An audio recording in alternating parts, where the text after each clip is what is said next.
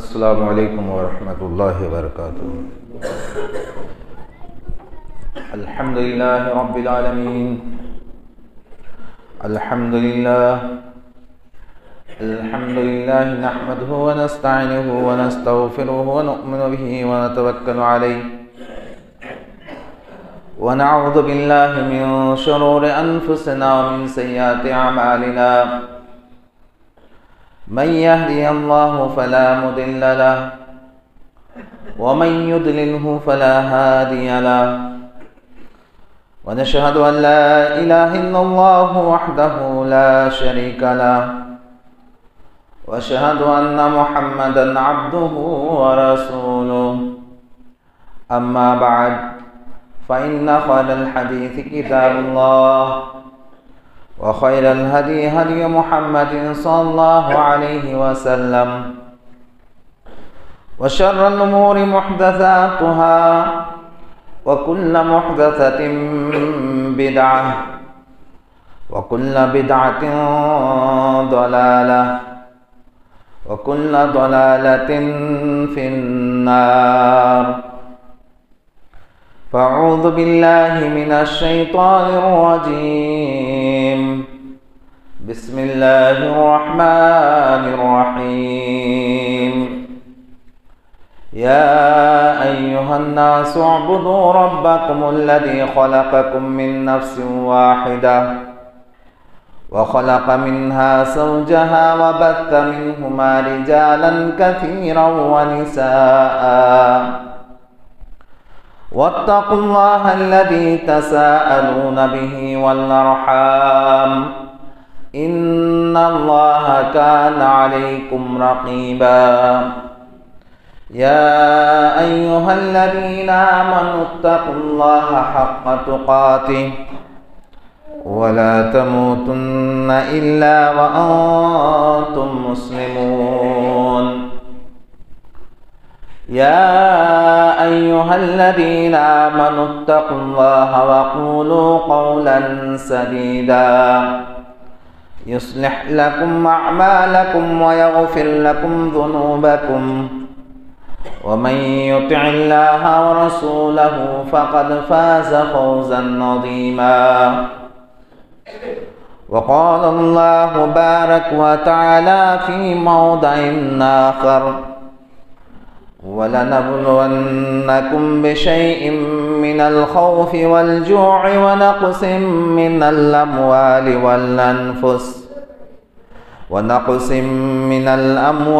वल अन्फुसि वत्थमराति व बश्शिरिस साबिरीन।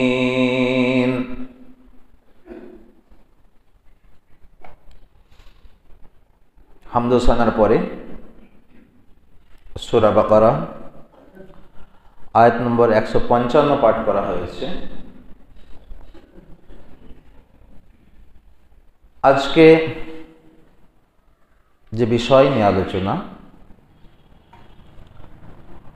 मानुषेर जीवने प्रतिनियत समस्या आछे एबं सेई समस्यागुलिर जन्य मानुष टेंशन करे, ए पर्यन्त किछु मानुष आत्महत्याओ करे।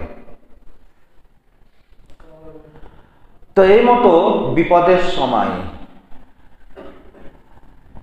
आल्लाह रसूल सल्लल्लाहु आलैहि वसल्लम कि करेছেন এবং আমাদের করতে কি বলে গিয়েছেন। সমস্যা বিপদ প্রত্যেকটি মানুষের জীবনে আসে, সে কারো অল্প হয় কারো বেশি হয়, এবং সেই যে সমস্যাগুলি আসে বা যে বিপদগুলি আসে সেইগুলি হয়তো অনেক সময় বেশিরভাগ সময় আমাদের সেটা চেয়ে থাকি না, কিন্তু ওটা হয়ে যায় আমাদের ভাগ্যের কারণে, ভাগ্যে থাকে ওটা হয়ে যায়। আবার কিছু কিছু সমস্যা নিজেই তৈরি করি, আমরা নিজের জন্য সমস্যায় পড়ে থাকি, সেটাও কিছু কিছু সমস্যা হয়। যেমন মানুষের একটা হচ্ছে নেচার, সব সময় ওর যতটা ক্ষমতা তার চাইতেও বেশি চেয়ে থাকে, করার চেষ্টা করে।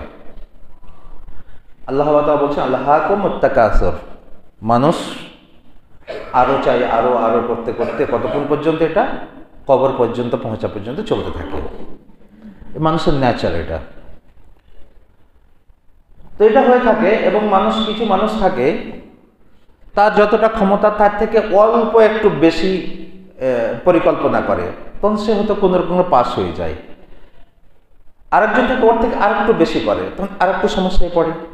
আরো কিছু মানুষ থাকে যতটা ক্ষমতা তার ডাবল ট্রিপল ও পরিকল্পনা করে বসে থাকে এবং সেখানে চলে যায়, তখন সে খুব সমস্যায় পড়ে যায় আর সেখান থেকে বেরোতে পারে না।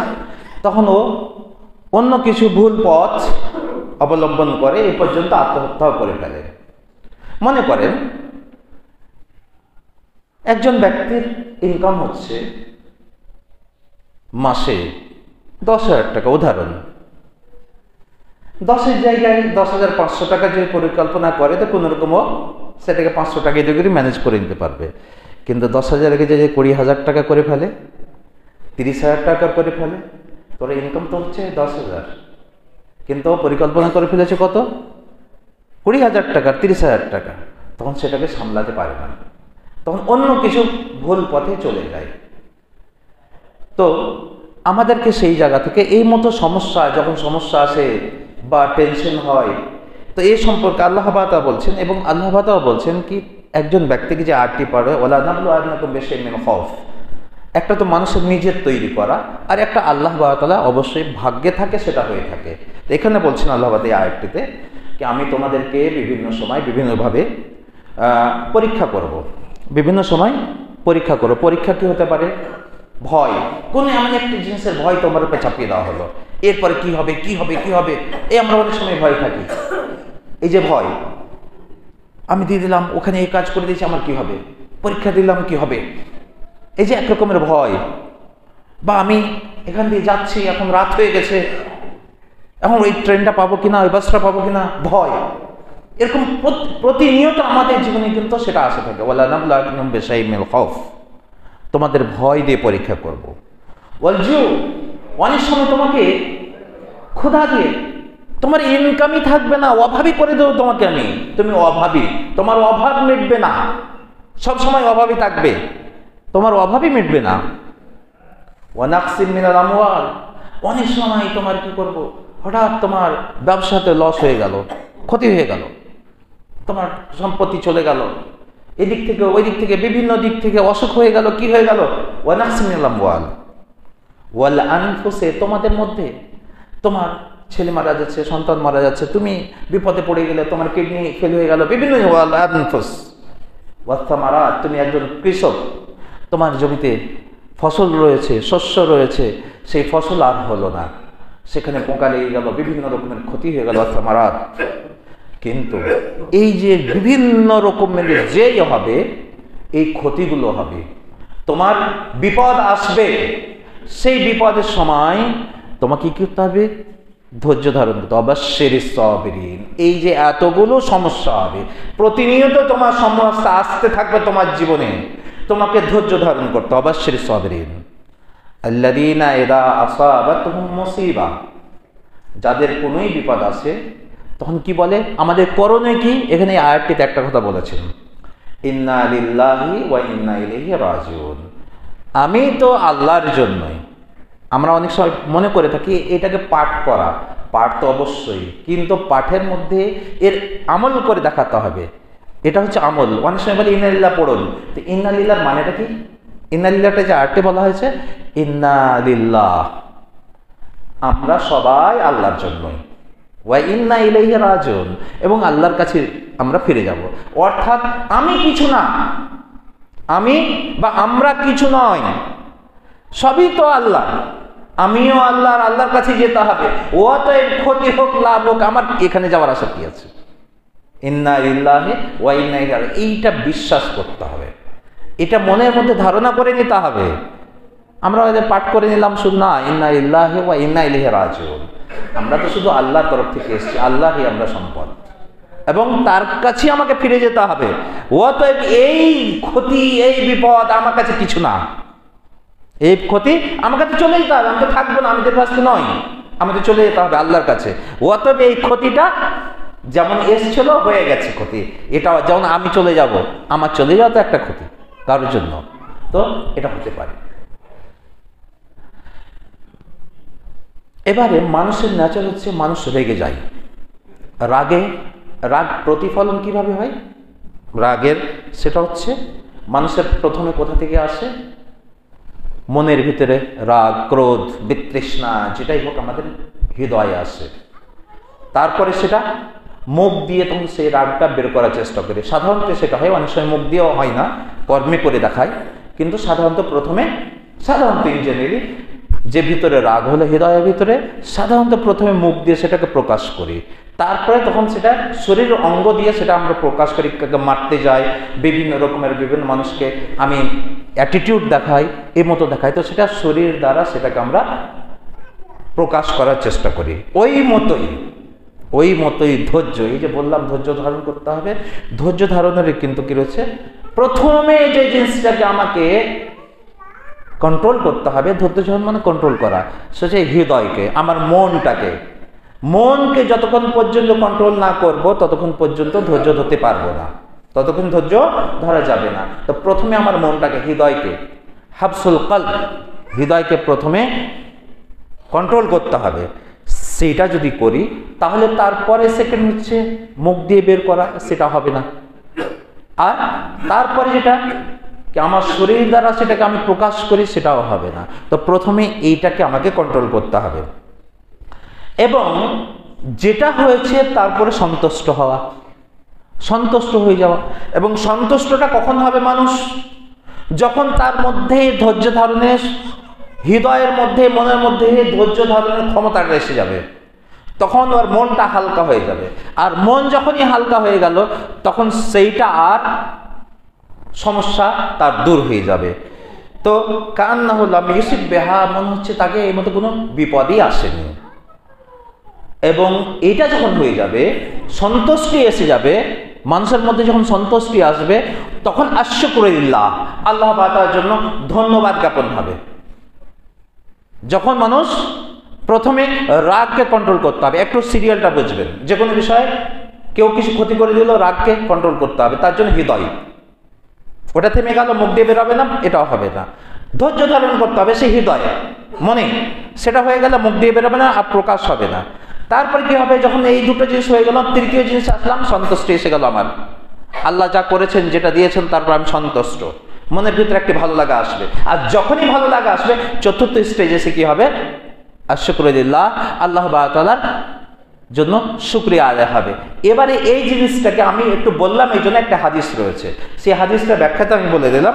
হাদিসটা কি? হাদিসটা আমি পরে পাঠ করছি, ওটা আগে বলে দিলাম বিষয়টুকু।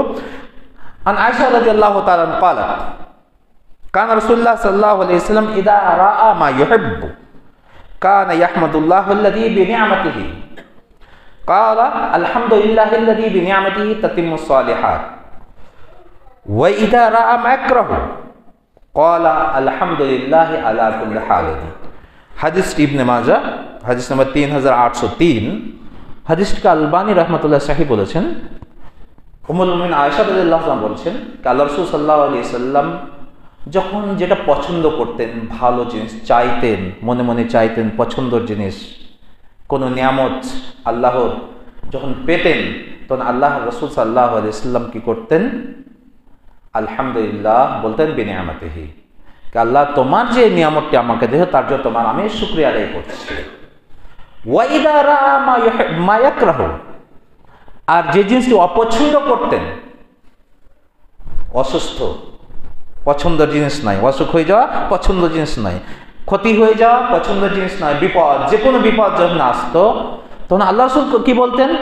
আলহামদুলিল্লাহ আলা কুল্লি হালিন, আল্লাহর প্রশংসা সমস্ত অবস্থাতেই, প্রত্যেকটা অবস্থানে আল্লাহর প্রশংসা, এইটা বলতেন।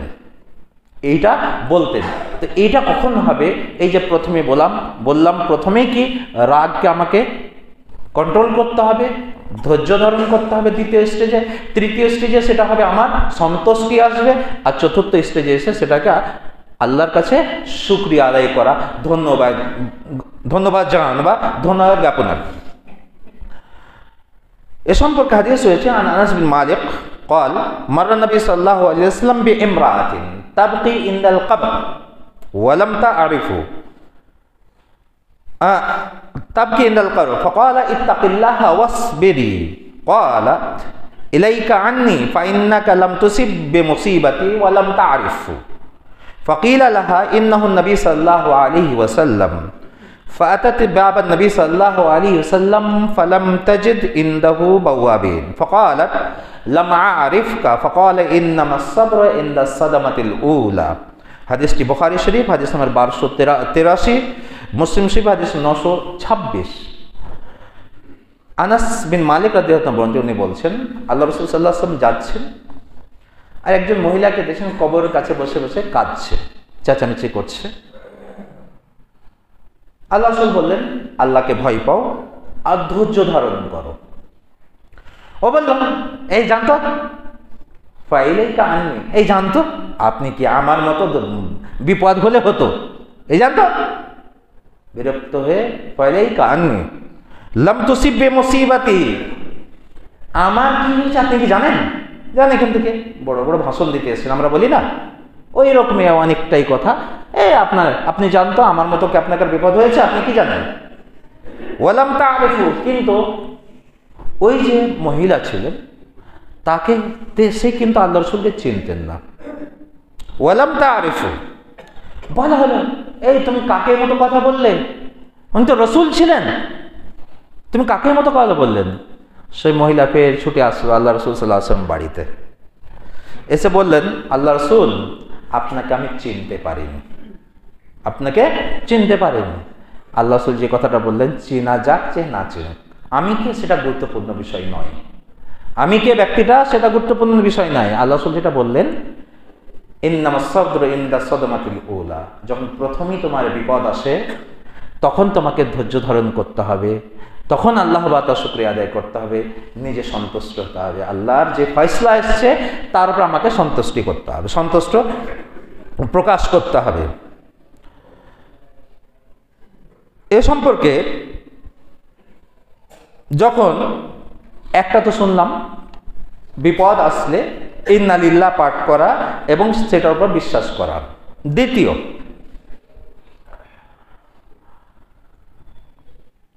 যখন কোনো বিপদ আসবে মানুষের তখন ইন্না লিল্লাহ পাঠ করার সাথে সাথে আর একটু অংশ পাঠ করবে এবং সেইটাকে বিশ্বাস করবে আল্লাহুম্মা আজরনি ফি মুসিবাতি ওয়াখলিফ লি খায়রাম মিনহা, ইন্না লিল্লাহি ওয়া ইন্না ইলাইহি রাজিউন, আল্লাহুম্মা আজরনি ফি মুসিবাতি ওয়াখলিফ লি খায়রাম মিনহা।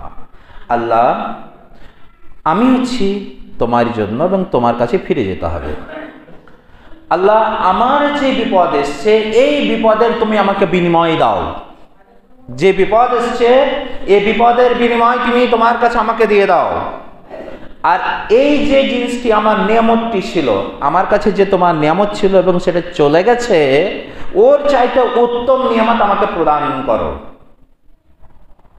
ইন্না লিল্লাহ পাঠ করলো, তারপরে পরে ও দুটি জিনিস চাইলো, এই যে আমার কাছে বিপদ এসছে, আমার ধরেন ব্যবসাতে লস হয়ে গেছে, 5 লক্ষ টাকা লস হয়ে গেছে, তো এই যে লস হলো আল্লাহ এর বিনিময় তোমার কাছে আমাকে দাও। দ্বিতীয়, ওয়াখলিফ লি খায়রাম মিনহা, এর চাইতে উত্তম প্রতিদান আমাকে তুমি দাও। এই সম্পর্কে হাদিস রয়েছে আন উম্মে সালমা রাদিয়াল্লাহু তাআলা قالت سمعت رسول الله صلى الله عليه وسلم يقول ما من عبد تصيبه مصيبة فيقول إنا لله وإنا إليه راجعون اللهم أجرني في مصيبتي واخلف لي خيرا منها إلا آجره الله في مصيبته واخلف له خيرا منها قالت فلما توفي أبو سلمى قلت ومن خير من أبي سلمى صاحب رسول الله صلى الله عليه وسلم ثم عزم الله عليها فقلتها فما الخلف قالت فتزوجت رسول الله صلى الله عليه وسلم ومن خير من رسول الله صلى الله عليه وسلم। হাদিসটি মুসলিম শরীফ 918 হাদিস নম্বর উম্মে সালমা থেকে বর্ণিত বলছেন আল্লাহ রাসূল সাল্লাল্লাহু আলাইহি ওয়াসাল্লাম বলছিলেন, শুনেছি কোনো মানুষকে যখন কোন বিপদ আসে তখন সেই জন্য বলে আমরা হচ্ছে আল্লাহর জন্য এবং আল্লাহর কাছে ফিরে যেতে হবে। আল্লাহ, তুমি আমার এই বিপদে তুমি আমাকে বিনিময় দাও এবং তুমি আমাকে এর চাইতে উত্তম প্রতিদান দাও। আল্লাহ তাআলা কি করেন? ইল্লা আজরাহুল্লাহ, আল্লাহ তাআলা অবশ্যই তাকে তার বিনিময় দিয়ে থাকেন। তার যে বিপদ আসে সেই বিপদের আল্লাহ বিনিময় দিয়ে থাকেন এবং তার যে উত্তম প্রতিদান দেন। উম্মে সালমা যিনি বর্ণনা করছেন হাদিস, উনি বলছেন তার স্বামী আবু সালমা মারা গিয়েছিলেন। আল্লাহ রাসূল বললেন এই দোয়াটি পাঠ করো।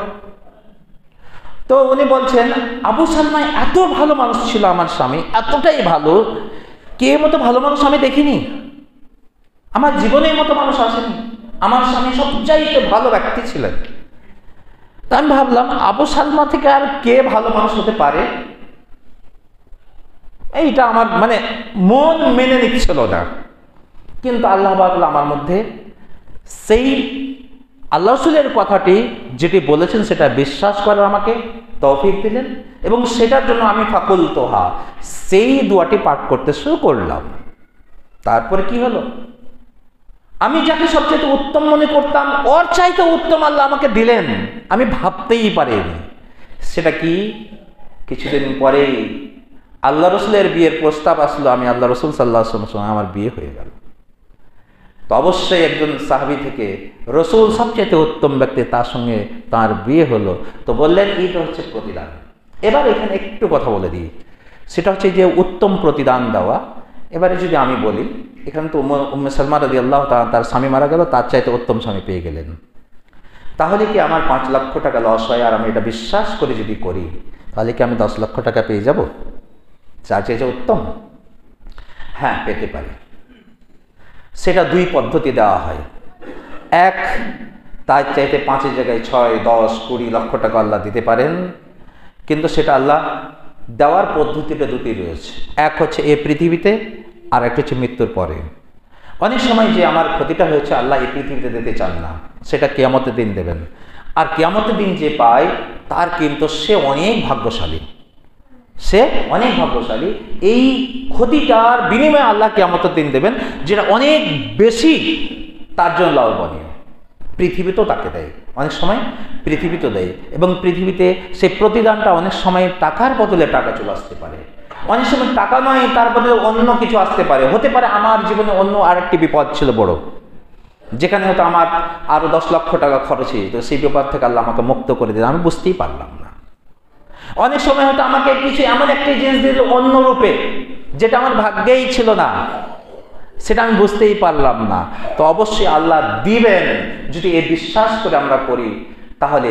কিন্তু এটার জন্য আমাকে এ সম্পর্কে তো দ্বিতীয় জিনিস যেটা, প্রথম হচ্ছে আমাদের বিপদ যদি আসে, মুসিবত আসে, ইন্না লিল্লাহ পাঠ করতে হবে এবং তার সাথে এই দোয়াটি পাঠ করা এবং তার উপর বিশ্বাস করা। নম্বর 3, যখন বিপদ আসে, টেনশন হয়, খুব টেনশন হবে, তখন কিন্তু একটি জিনিস করলে খুবই সহজে আমার টেনশন মুক্ত হতে পারবো। আল্লাহ বারক কথা বলছেন সূরা বাকারা আয়াত নম্বর 45, ওয়াস্তাঈনু বিস-সাবরি ওয়াস-সালাহ, তোমরা সাহায্য নাও সালাত আর ধৈর্যের সাথে। ধৈর্য নিয়ে আলোচনা হলো সালাত, নমাজ তুমি পাঠ করো, তোমার কিন্তু যে টেনশন রয়েছে সত্যিই তুমি আল্লাহকে সামনে রেখে। নামাজ অনেক রকমের হয়, একটা নামাজ আসলাম, মন কোথায় থাকলো কি থাকলো, পড়লাম চলে গেলাম, সেট নামাজ হবে না। নামাজ হচ্ছে খুশুর সাথে, যদি মন থেকে যে একদম আল্লাহর দিকে একেবারে খুশুর সাথে যদি সালাত আদায় করা হয়, অবশ্যই টেনশন কমবে, সেখানে কোনো সন্দেহ নেই। আল্লাহ পাকের নির্বাবস্থা ইনো বিস-সাবরি ওয়াস-সালাহ, তোমরা সালাতের করো। এ সম্পর্কে হাদিস রয়েছে, কানা আবু দাউদ হাদিস নম্বর 1319, আলবানী রহমতুল্লাহ হাদিসটিকে সহি বলেছেন। কানা সাল্লাল্লাহু আলাইহি ওয়াসাল্লাম ইযা হাযাবাহু আমরুন সাল্লাহ, আল্লাহ রাসূল সাল্লাল্লাহু আলাইহি ওয়াসাল্লাম কি করতেন, যখন কোনো সময়ে কোনো রকমের বিপদ আসতো, কোনোই বিপদ আসলে কি করতেন, সাল্লাহ, আল্লাহ রাসূল সালাত আদায় করতেন। ফরজ নয়, ফরজ তো আমাদের আদি করতে, এছাড়া নফল নামাজ। নফল নামাজ এসে আল্লাহ রাসূল সাল্লাল্লাহু আলাইহি ওয়াসাল্লাম ইদা হাযাবাহু সাল্লা, যখনই কোনো সমস্যা আসতো, যখনই কোনো টেনশন এলো, টেনশনের সময় আল্লাহ রাসূল সাল্লাল্লাহু আলাইহি ওয়াসাল্লাম কি করতেন? সালাত আদায় করতেন। তাই আব্বাস রাদিয়াল্লাহু আনহু কি বলছেন, লাম্মা আখবরা ইবনে আব্বাস রাদিয়াল্লাহু তাআলা বিওয়াফাতি আহাদ ইখওয়ানিহি ইস্তারজা ওয়া সাল্লা রাকাতাইন আতালা ফিহাল জুলুস সুম্মা ক্বালা ওয়া ইয়াকুল ওয়াস্তাঈনু বিস-সাবরি ওয়াস-সালাহ। হাদিসটি তাবরানীতে এসেছে এবং হাদিসটি হাসান। যখন আব্দুল্লাহ ইবনে আব্বাস, সাহাবীরাও কি করতেন, আব্দুল্লাহ ইবনে আব্বাসকে যখন বলা হলো, জানানো হলো কি তার কেউ একজন কোনো ভাই মারা গিয়েছে, তার আত্মীয় একজন মারা গিয়েছে, কি করলেন উনি? গেলেন, সালাত আদায় করলেন, 2 রাকাত সালাত, আর লম্বা নামাজ পড়লেন। 2 রাকাত যে নামাজ পড়লেন, খুব লম্বা নামাজ পড়লেন।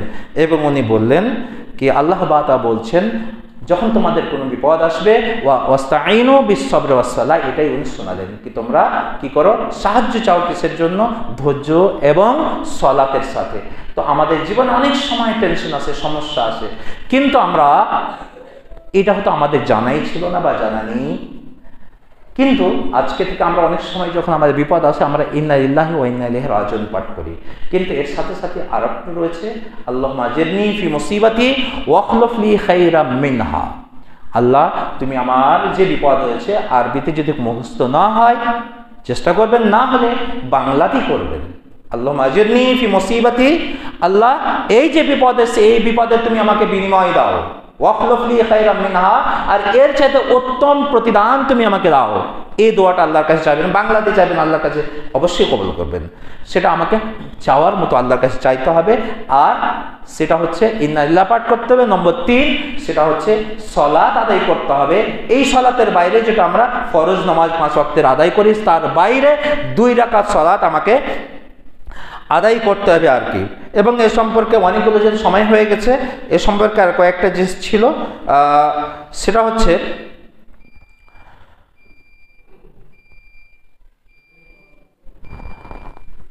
একজন মুমিন মুসলিমের যে জীবনে আসে অনেকগুলো ছিল, আমি আর ওই জায়গায় যাচ্ছি না যেহেতু সময় হয়ে গেছে।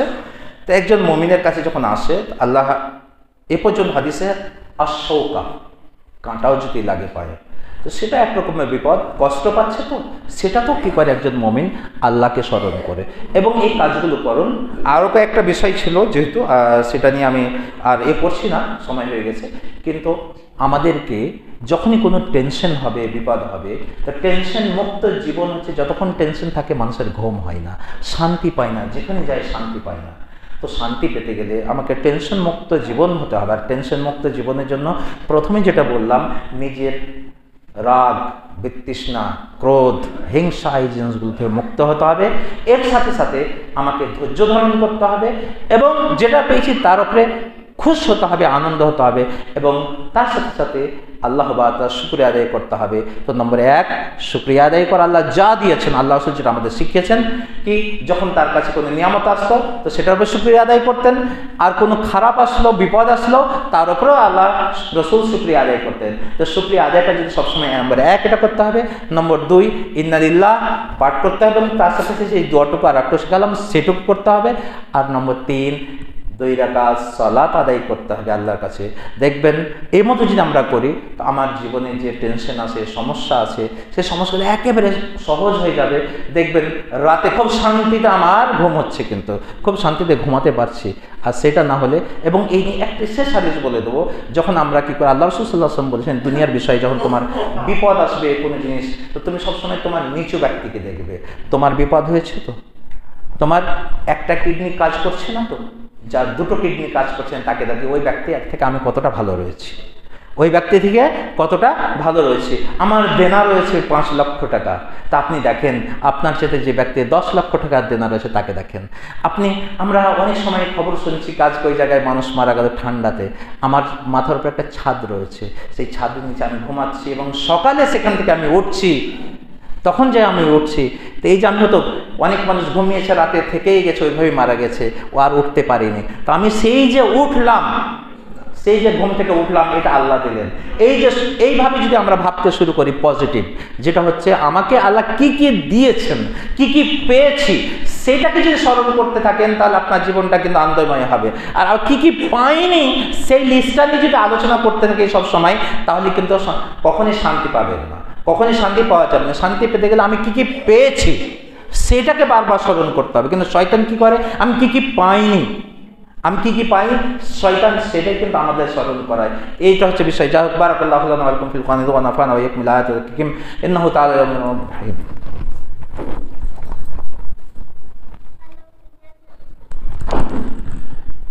আলহামদুলিল্লাহ আলহামদুলিল্লাহ নাহমাদুহু ওয়া নাস্তাঈনুহু ওয়া নাস্তাগফিরুহু ওয়া নু'মিনু বিহি ওয়া নাতাওয়াক্কালু আলাইহি ওয়া না'উযু বিল্লাহি মিন শুরুরি আনফুসিনা ওয়া মিন sayyiati a'malina।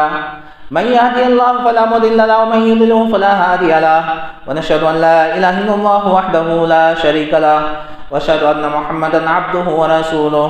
أما بعد، فإن خير الحديث كتاب الله، وخير الهدي هدي محمد صلى الله عليه وسلم، وشر الأمور محدثاتها، وكل محدثة بدعة، وكل بدعة ضلالة، وكل ضلالة في النار.